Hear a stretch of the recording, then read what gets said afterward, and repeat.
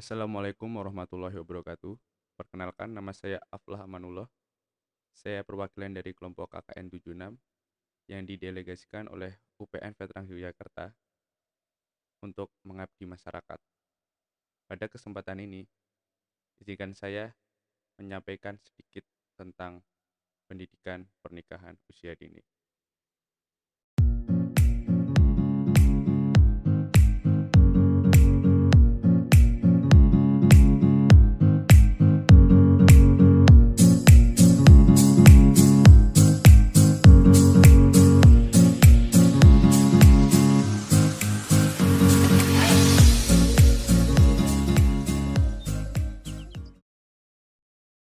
Ya, mungkin langsung aja saya mulai.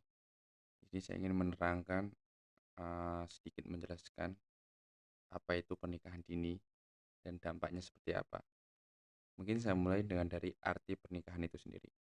Pernikahan adalah upacara pengikatan janji nikah yang dirayakan atau dilaksanakan oleh dua orang dengan maksud meresmikan ikatan perkawinan secara hukum, agama, hukum negara, dan hukum adat.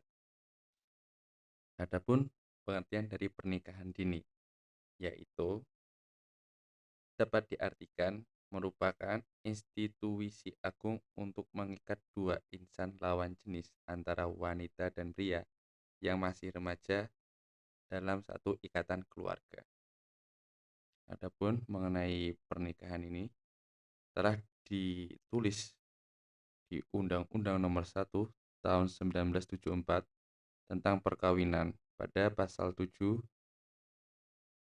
berbunyi, perkawinan hanya diizinkan jika pihak pria sudah mencapai umur 19 tahun dan pihak wanita sudah mencapai umur 16 tahun.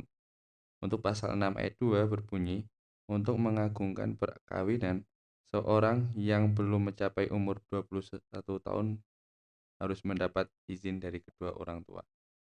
Namun, pemerintah mempunyai kebijakan tentang perilaku reproduksi manusia yang ditegaskan dalam UU Nomor 10 Tahun 1992 yang menyebutkan bahwa pemerintah menetapkan kebijakan upaya penyelenggaraan keluarga berencana, yang mana perkawinan itu diizinkan bila laki-laki berumur minimal 21 tahun dan perempuan minimal berumur 19 tahun. Sehingga perkawinan usia muda adalah perkawinan yang dilakukan bila pria kurang dari 21 tahun dan perempuan kurang dari 19 tahun. Adapun faktor-faktor yang mempengaruhi, saya akan coba jelaskan satu persatu. Yaitu pertama, faktor lingkungan. Alasan orang tua segera menikahkan anaknya dalam usia muda adalah untuk segera mempersatukan ikatan kekeluargaan antara kerabat mempelai laki-laki dan kerabat mempelai perempuan yang mereka inginkan bersama. Faktor kedua, faktor ekonomi. Untuk sekedar memenuhi kebutuhan atau kekurangan pembiayaan hidup orang tuanya, khususnya orang tua mempelai wanita. Yang ketiga adalah faktor sosial. Di dalam melangsungkan sesuatu perkawinan, di sini wanita tidak mengukur usia berapa dia dapat melangsungkan pernikahan. Kemudian nomor 4, faktor agama. Ada sebagian dari masyarakat kita yang memahami bahwa jika anak menjalin hubungan dengan lawan jenis, telah terjadi pelanggaran agama, dan sebagai orang tua wajib melindungi dan mencegahnya dengan sesegera menikahkan anak-anak tersebut. Kemudian untuk yang kelima adalah faktor pendidikan. Rendahnya tingkat pendidikan menjadikan para remaja tidak mengetahui berbagai dampak negatif yang terjadi apabila melakukan pernikahan di usia dini. Kemudian faktor yang selanjutnya adalah faktor budaya.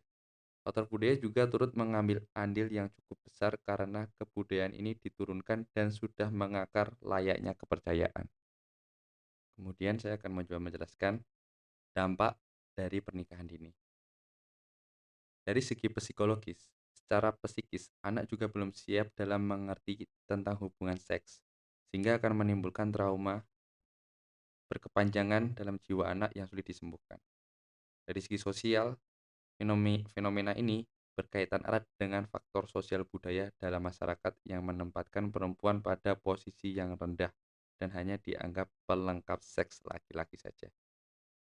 Kemudian untuk dari segi kebidanan, perempuan terlalu mudah untuk menikah di bawah umur 20 tahun dan sangat beresiko terkena kanker rahim.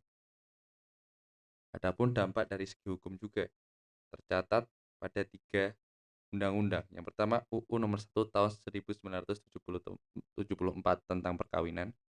Kemudian UU Nomor 23 Tahun 2002 tentang perlindungan anak. Dan yang ketiga adalah UU Nomor 21 Tahun 2007 tentang PTTPO. Kemudian selanjutnya saya akan mencoba menjelaskan apa sih upaya-upaya yang dapat dilakukan untuk mencegah pernikahan muda. Ada beberapa metode sebenarnya. Saya akan coba menjelaskan beberapa. Yang pertama yaitu dari Undang-Undang Perkawinan. Kemudian yang kedua, bimbingan kepada remaja dan kejelasan tentang sex education. Kemudian memberikan penyuluhan kepada orang tua dan masyarakat. Dan yang selanjutnya adalah bekerja sama dengan tokoh agama dan masyarakat. Tentunya dalam kita menyikapi suatu fenomena yang terjadi ini, yang kita tekankan lagi di permasalahan pernikahan dini, kita harus benar-benar bisa bergerak bareng-bareng, entah itu muda, entah itu tua, entah itu anak-anak. Kita harus saling berintegritas satu sama lain, harus saling mengingatkan, dimulai dari hal yang paling kecil, dimulai dari diri kita sendiri, agar semua apa yang telah kita cita-citakan bisa tersampaikan semuanya. Dan mungkin untuk bagian akhirnya saya akan mencoba menarik kesimpulan tentang apa yang sudah saya omongkan. Kesimpulannya adalah secara hukum pernikahan dini ini melanggar hukum karena tidak sesuai dengan undang-undang yang ada. Walaupun sah secara agama, tapi juga dapat memberikan dampak yang negatif bagi yang melakukan pernikahan dini. Baik dampak dari segi psikis, sosial, kebidanan, dan juga hukum. Tentunya juga masih banyak sebenarnya apa saja sih dampak negatif yang terjadi apabila kita melanggengkan budaya pernikahan dini ini. Makanya saya pribadi di sini ingin mencoba untuk memulai apa itu yang dinamakan pernikahan atau edukasi pernikahan usia dini mengenai dampak-dampaknya, dampak negatif dalam segi apapun, kesehatan kah, sosial kah, bahkan yang paling parah psikis. Semoga kedepannya kita bisa saling bahu-membahu, saling mengingatkan, dan yang terpenting apapun itu dimulai dari kita sendiri. Sekian mungkin itu yang bisa saya dapatkan.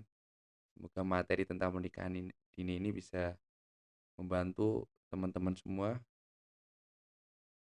dan semoga kita selalu menjadi orang yang terbaik. Maafkan saya apabila ada salah kata sebelumnya. Saya tutup. Wassalamualaikum warahmatullahi wabarakatuh. Ya, mungkin tadi sedikit tentang pendidikan pernikahan usia dini yang bisa saya sampaikan.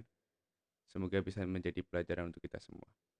Terima kasih. Wassalamualaikum warahmatullahi wabarakatuh.